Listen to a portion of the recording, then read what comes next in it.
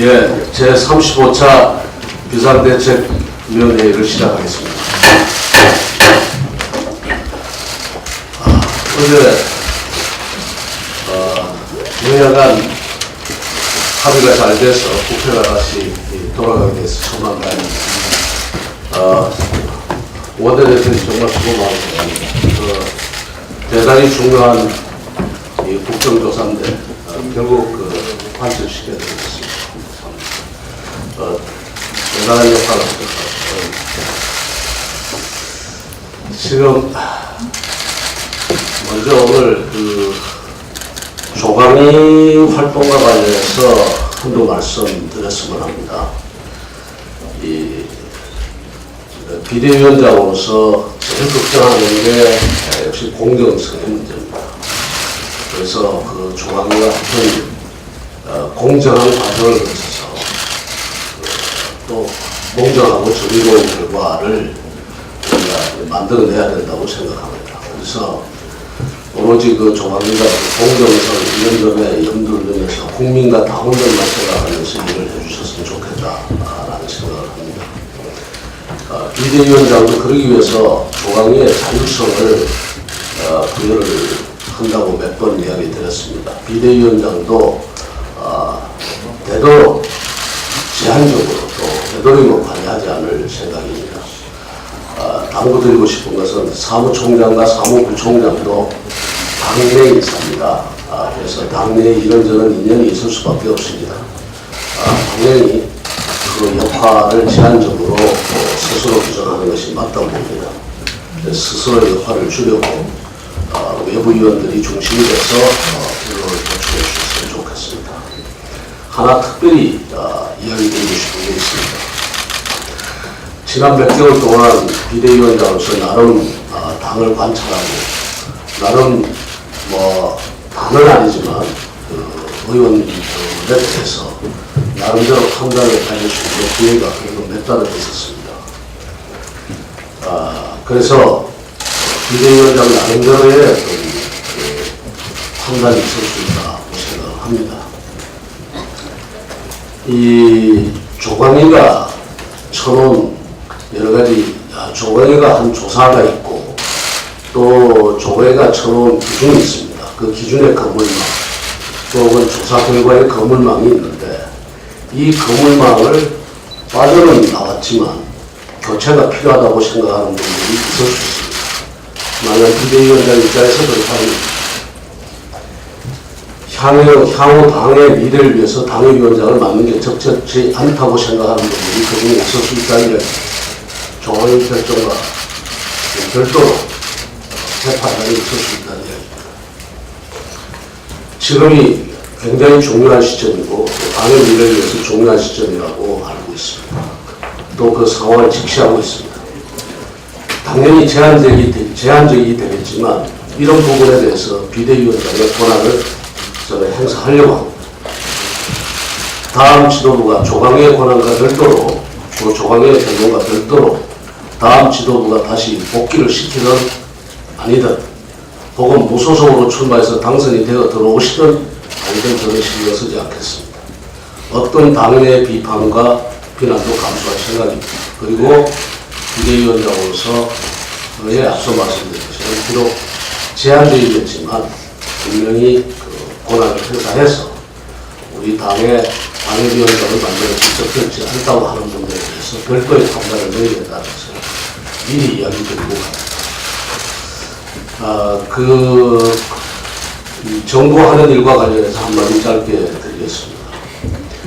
요즘 대통령께서 말씀하시는 걸 보면은 도대체 어디서 어떤 정보를 받아서 상황 인식을 하고 계시는지 참 궁금합니다. 이미 언론에서 곳곳에서 지적하고 있지만 조선과 자동차 문제에 있어서 물 들어올 때 노를 저어라 뭐 이렇게 이야기를 하셨다는데 정말 걱정이 안 될 수가 없습니다. 지금 다들 아시다시피 자동차 협력업체들이 줄도산 위기에 있고 조선업은 구조조정으로 해서 울산 등의 지역이 아주 초상집 분위기가 되어 있는 그런 상황입니다. 그거 조금 무슨 변화가 있다고 해서 그것을 물 들어올 때 노저어라 이렇게 이야기를 하시는 게 과연 맞는지. 그렇지 않아도 지난번 제가 그런 이야기를 드린 적이 있습니다. 아마 8월달이라고 생각이 됩니다. 통계청장 경제라고 그럴 때 뭐라고 말씀드렸는가 하면 대통령이 올라가는 정도는 대통령이 아차하는 순간에 그 정보가 왜곡되는 경우가 엄청나게 많습니다. 제 경험입니다. 그래서 대통령은 늘 그 왜곡되는 정보에 대해서 경계를 하고 있습니다. 그래서 그 정보 왜곡을 제가 뭐라고 이야기를 드리는가 하면 기억하시겠습니다만 죽음에 이르는 병이라고 했습니다. 근데 그 병이 지금 걸린 것 같아요. 걸린 것 같아요. 곳곳에서 지난번에도 우리가 거듭 이야기를 했습니다만 그 고용의 질과 양이 질이 좋아졌다. 뭐 그런 말씀도 하시고 오늘 또 이렇게 지금은 물이 들어오고 있다. 이렇게 이야기를 하시고 이것은 이 정보 왜곡 현상이 정부 내에 아주 심각하게 진행되고 있다는 겁니다. 이거는 사실상 언제 나타나는 현상인가 하면 보통 집권하고 난 다음에 한 3년쯤 지났을 때 나타나는 현상인데 지금 이거는 제가 봐서 이런 정부 내의 정보 왜곡 현상이 그야말로 조기에 지금 나타나고 있는 겁니다. 대통령께 참 조언을 드리고 싶습니다. 정보 왜곡 현상은 대통령이 가장 경계해야 될 이 중병입니다. 이 병에 걸리면 그 국가는 그야말로 어디로 갈지 알 수가 없게 됩니다. 최고 의사결정권자가 그렇게 되면 반드시 지금 현재 뭐가 잘못됐는지 어디서 이런 왜곡 현상이 일어나고 대통령에게 정보가 잘못 보고되고 이런 현상이 있는지를 반드시 찾아서 이 부분을 고치지 않으면 이 정부의 불행이 아니라 결국 우리 국가의 불행으로 이어진다는 사실을 단단히 명심하셔야 됩니다. 청와대에도 비서실장도 해보셨으니까 청와대 내의 정보 왜곡 현상이 얼마나 심각한지 잘 알고 계실 거라고 생각합니다. 그래도 초심으로 돌아가서 어디서 이런 왜곡 현상이 생기는지 그 병의 원인이 뭔지를 분명히 가려서 목적을 바로잡아 주셨으면 합니다. 네, 원내대표님.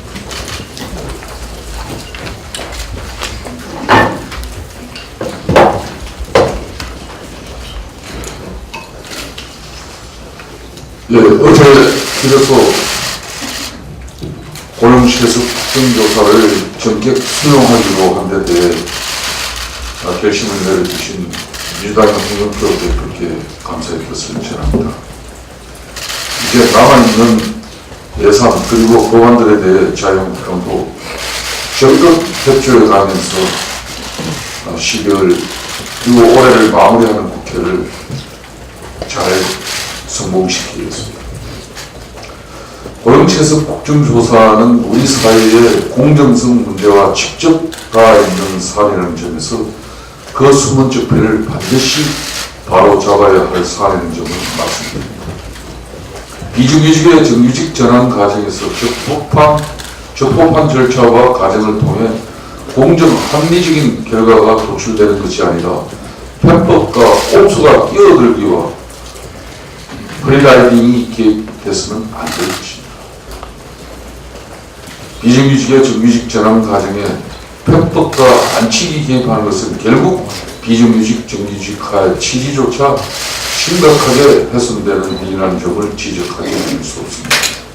그렇지만 비록 시작은 비정규직으로 했습니다만 비정규직의 차별과 불평등을 극복하려고 피땀 흘린 노력으로 열심히 일한 그리고 열심히 준비해서 정규직 전환에 성공한 많은 비정규직들에게는 격려와 박수를 보내겠습니다. 다시 한번 고용세습 국정조사에 어려운 합의에 동참해 주신 국회 5당 원내대표들께 감사를 드리면서 강도 높은 국정조사를 통해 반드시 숨은 적폐를 발본시험하도록 할 것이라는 말씀을 드립니다. 문재인 대통령이 거룩 방탄소년단과 함께 타임지가 선정하는 올해 인물 투표 명단에 이름이 올랐다고 합니다. 축하드립니다. 현재 진행 중인 투표에서 방탄소년단이 트럼프 대통령과 김정은 위원장, 프란시스코 교황을 모두 제치고 1위를 달리고 있다고 하는데 먼저 축하드립니다.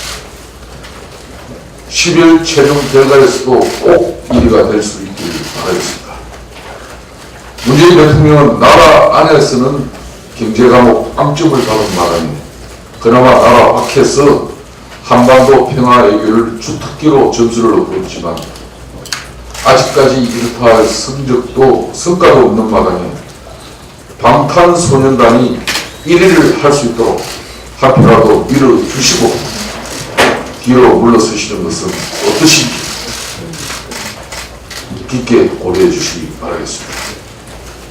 나라 안에서나 나라 밖에서나 인기 투표에만 연연하시지 마시고 국민들을 먹고 사는 문제, 경제는 잘 돌아가는지 좀 더 세심하게 점검서 주시기 바라겠습니다.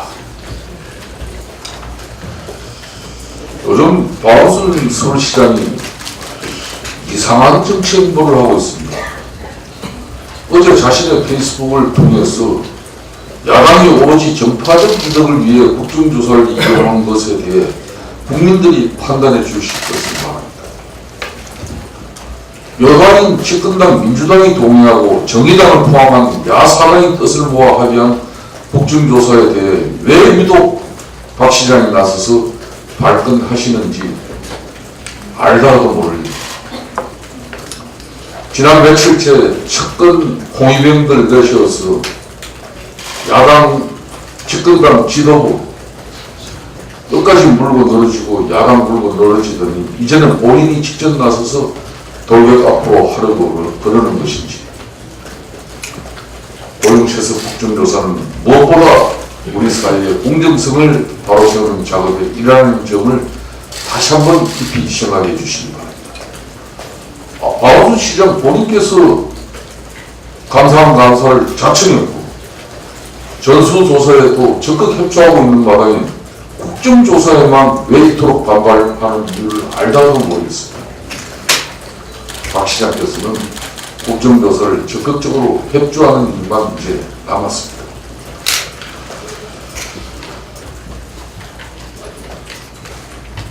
문재인 정부는 어제 민주노총이 더 이상 촛불정부가 아니라며 총파업에 나섰습니다.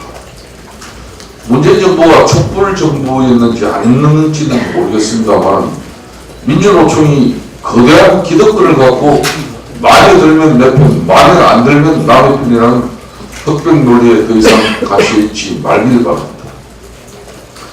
노동자 권익보호와 사회개혁에 앞장서야 할 노조가 언제부터 수구적인 기득권 집단으로 변질되어 버리는지, 목적 의식적으로 변화와 개혁을 주장해야 할 노동운동이 스스로의 자기 개란에는 둔감하고 현실에 안주해 왔던 것은 아닌지, 내부에 잠재된 기득권과 파시즘부터 핵파하기 바라겠습니다.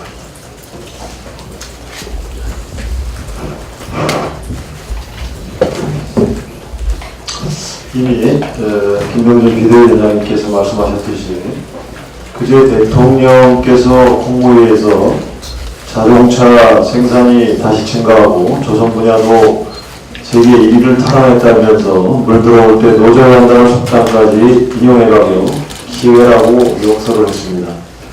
많은 경제 전문가들이 이구 동성으로 지적하고 있다시피 절체절명이 있는 제조업 현실과는 동떨어진 발언이라고 할 수 있으며 업계에서는 어디서 물이 들어오냐고 반문하고 있을 정도입니다. 경기 하락이 본격화되는 상황에서 기저효과에 따른 제조업 반짝 상승이 청와대로서는 반가운 소식처럼 들릴 수 있으나 제비 한 마리 보인다고 봄이 온 것은 아니라고 할 수 있습니다. 대통령으로서 현 경제 상황을 걱정하는 국민들을 안심시키기 위해 정부의 적극적인 역할을 당부하는 차원에서 부정적인 측면보다는 긍정적인 측면을 부각할 수는 있습니다. 그렇다 하더라도 단발적인 근거를 놓고 주력 제조업이 갑자기 되살아나는 것처럼 경제 실상을 왜곡해서는 안 되는 것입니다. 특히 우려스러운 점은 경제의 현실과 괴리된 발언이 이번이 처음이 아니라는 점입니다. 최저임금을 급격한 인상으로 자영업자, 소상공인들이 피눈물을 흘리고 서민들은 일자리를 잃어 한숨 짓는 상황에서도 대통령은 최저임금 인상의 긍정적 효과가 90%라고 강조했고, 위안위기 이후 최악의 고용 참사가 이어지고 있는데도 고용의 질이 개선되고 있다는 말로 국민들을 어리둥절하게 만들기도 했습니다. 통계 분식을 통해 정부가 보고 싶은 것만 보니 잘못된 인식이 굳어지고 경제 살리기와 같은 시급한 과제가 국정 우선순위에서 밀리고 있다는 세가결의 평가가 나오는 것도 이러한 이유 때문입니다. 올해보다 내년도 경제가 더 어렵다는 전망이 쏟아져 나오고 있습니다. 오늘 한 언론 보도에 의하면 가계 빚이 이미 1,500조 원을 넘어섰고 가계 빚의 질도 나빠지고 있다고 합니다. OECD는 한국 경제가 올해부터 2020년까지 2%의 성장에 머무를 것이라는 전망도 내놓고 있습니다. 1년 전에 OECD는 2019년까지 내놓은 전망에서 한국의 2020년 성장률을 3%대의 성장을 이어갈 것이라고 전망했었습니다. 한편 OECD는 세계 경제 성장률을 내년과 2020년은 각각 3.5%로 전망했습니다. 이러한 성장률이 저하되는 이유는 생산성이 동반되지 않는 최저임금 인상이 한국 경제의 경쟁력을 약화시킬 수 있다고 지적하고 있습니다. 대통령의 경제인식이 바뀌지 않는 한 경제가 좋아지기를 바랄 수는 없습니다. 실패로 드러난 소득 주도 성장을 버리고 규제개혁과 노동개혁으로 경제의 새로운 활력을 불어넣는 일만이 우리 국민이 다 함께 잘 사는 길을 명심하기를 바랍니다.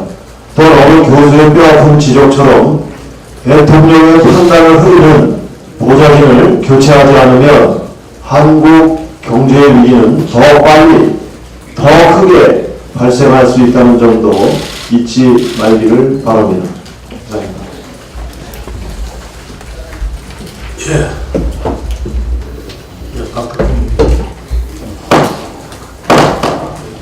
네, 국회의원 정수 문제와 관련해서 한 말씀 드리겠습니다. 지금 일부 야당에서 국회의원 정수를 현재보다 무려 20%나 많은 360석까지 늘리자는 그런 주장이 나오고 있습니다. 국민들에게 왜 국회의원 정수가 확대가 필요한지에 대한 자세한 설명은 없고 오로지 본인들에게 유리한 선거 환경을 만들기 위해서 의원 정수를 확대해 보겠다는 그 꼼수만 부리는 것 같아서 매우 안타깝습니다. 지난 11월 7일 리얼미터 여론조사 결과만 봐도 국민들께서는 국회의원 정수 확대에 대해서 반대를 하고 있습니다. 그 세부 결과를 보면은 국회의원 세비 감액을 전제하더라도 국회의원 정수 확대에 반대한다는 의견이 60%였고 찬성한다는 의견은 34%에 불과했습니다. 또한 해외 사례만 봐도 우리나라 국회의원 정수가 적은 것은 결코 아닙니다. 우리는 인구 평균 17만 명에 한 명의 국회의원이 있지만 미국은 73만 명 중 한 명의 하원 의원이 있고 일본도 국민 26만 명 중에 한 명의 참여원이 있습니다. 이에 우리 비대위에서나 정치혁신특위에서는 현재 300명의 국회의원 정수를 오히려 10% 축소하자는 그런 혁신안을 마련하였습니다. 물론 이 혁신안은 현행 선거구제가 아닌 앞으로 국회 정개특위에서 논의될 선거구제 개편과 연계를 하자는 그런 내용입니다. 현 구조에서 이혼수를 10% 줄이는 것은 현실적으로 불가능하기 때문입니다. 즉 국회 정개특위에서 국회의원 정수 10%를 감축을 전제로 선거구제 개편 논의를 시작을 해서 국민들로부터 큰 지지를 받아내자는 그런 의견이었습니다. 이제 우리 비상대책위원회도 하나씩 이제 성과를 내야 할 시기가 다가오고 있습니다. 그 시작으로 저는 국회의원 정수 축소가 큰 의미가 될 수 있다고 생각을 갖습니다. 여기 계신 우리 언론인들도 잘 아시겠지만 국회의원 정수를 줄인다면은 저를 포함한 현역 국회의원들 모두에게 개인적으로는 고통이 뒤따를 수밖에 없습니다. 하지만 이런 고통이 뒤따르더라도 우리 국회의원들로부터 인원 감축을 통해서 국민 혈세의 부담을 줄이고 또 이전 활동의 효용성을 높인다면은 이것이 바로 정치 혁신의 출발점이면서 국민 여러분께서 저희 국회의원들에게 바라고 저는 생각을 갖습니다. 이에 국회의원 정수를 20% 60명을 늘리는 것이 아니라 20% 60%를 축소하는 안을 우리 비대위 전체회의에서 심도 있게 논의한 이후 우리 비대위 정치 혁신 안으로 확정되기를 기대하겠습니다. 이상입니다. 사무총장님. 두 가지 말씀드리겠습니다. 죄송합니다. 두 가지 말씀드리겠습니다. 어제 유수의 외국 투자회사 전문가들과 이별 기회를 가졌습니다. 그 자리에서 저는 매우 충격적인 질문을 받게 되었습니다.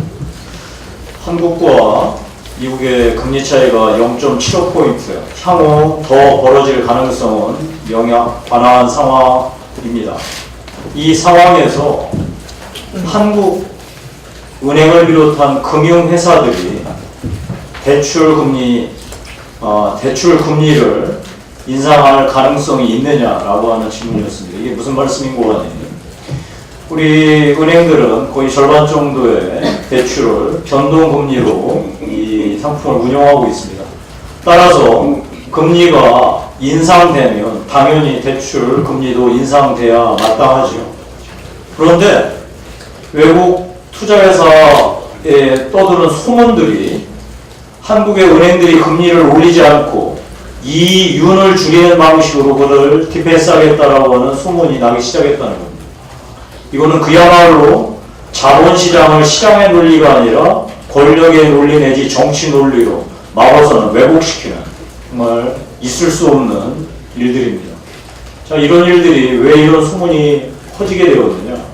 바로 지난 국감 정무위에서 이러한 질문들이 금융감독원장에게 쏟아진 바 있습니다. 이 조달금리가 올랐을 때 그 조달금리 올린 상승분을 이 변동금리로 대출된 대출 그 분에 대해서 상승을 자연스럽게 해야 되지 않겠느냐라고 하는 질문에 취약차주 걱정 때문에 은행들이 금리를 올리지 말고 다른 방식으로 문제를 풀 수도 있지 않겠느냐는 답변이 바로 이 확인이 되었습니다. 이럴 경우 정말 걷잡을 수 없는 일들이 벌어질 겁니다. 이윤을 줄이면 그 해당 금융회사의 신인도가 떨어지고 신인도가 떨어진 만큼 조달금리는 더 오르게 됩니다. 그럼 그 조달금리가 더 오르게 되면 다시 그 변동금리에 묶인 대출의 상품에 대해서 더 금리를 올려야 되는데 못 올리는 상황이 악순환이 되면서 정말 극단적인 상황에 빠지게 됩니다. 바로 이런 것들이 저희 1997년, 다음 2008년도 금융위기에서 우리 금융회사들의 부실 때문에 대한민국 경제가 국가 구도 위기까지 갔던 겁니다. 지금 이 상황은 단순하게 우리 국내에서 최저임금에 국가가 무리하게 개입하는 수준을 넘어서는 매우 중차대한 얘기입니다. 따라서 저는 오늘 이 자리에 분명히 경고합니다. 자본시장에 국가가, 정부가 자의적으로 정치적 목적에 의해서 개입하는 거 결코 용납하지 않을 거라는 거 분명하게 경고하는 거예요. 또 하나 말씀드리겠습니다. 여러분들 오늘 다들 언론 보셨겠지만 최규성 농어촌 농사 사장의 태양광 산업 관련 의혹을 보면 정말 분노를 넘어 허탈감을 느끼지 않을 수 없습니다. 국가의 백년대계인 에너지 산업을 망치고 수많은 원자력 전문 인력을 등 떠밀듯 내쫓은 것이 안전도 환경도 아닌 고작 대선 캠프 공신들의 패밀리 비즈니스를 위한 것이었구나 하는 생각이 듭니다. 지난 국감 때 대표적인 운동권 인사의 협동조합 회사의 논란 역시도 현 정부의 탈원전 국가사업이 운동권 인사들의 세금 빼먹는 현금 인출기로 전락한 게 아닌지 의심을 갖기에 충분했습니다. 헌계장국은 이번에 밝혀진 최 사장의 비리 의혹을 철저하게 조사해야 할 것입니다. 또한 탈원전과 신재생 에너지 정책이 특정 정치 세력에 부역하며 이권을 챙기려고 하는 자들의 위인설관이 아닌 위인설 정책, 즉 위인설책이 아니었는지도 명명백백하게 밝혀야 할 것입니다. 공익과 사익을 구분하지 않고 공적 기구를 사익 추구를 위해 이용한 사람들, 문재인 정권이 어떻게 대하고 처벌했는지 당신들이 더 잘할 것입니다. 그 잣대 반드시 당신 자신에게도 들이대기를 중심으로 공고합니다. 이상입니다. 위원님들 말씀이 없으시면 우리 회의를 비공개로 전환하겠습니다. 네, 감사합니다.